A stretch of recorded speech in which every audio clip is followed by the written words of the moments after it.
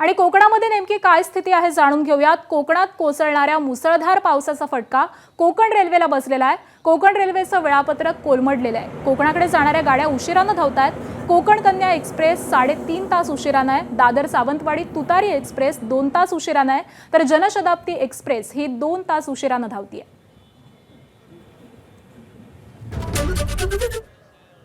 पावसाचा फटका जो आहे तो कोकण रेल्वेला देखील बसलेला पाहायला मिळतोय। कोकणात येणाऱ्या कोकण रेल्वे मार्गावरच्या ज्या गाड्या आहेत त्या उशिराने धावता आहेत। कोकण कन्या साधारणतः 3.5 तास उशिराने धावते, तर तुतारी आणि जनशताब्दी एक्सप्रेस जी आहे ती 2 तास उशिराने धावते।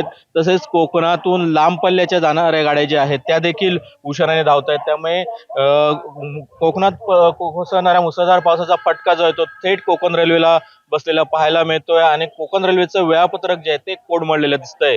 कॅमेरा पर्सन परेश सह सदाशिव लाड, एबीपी माझा, कुडाळ, सिंधुदुर्ग।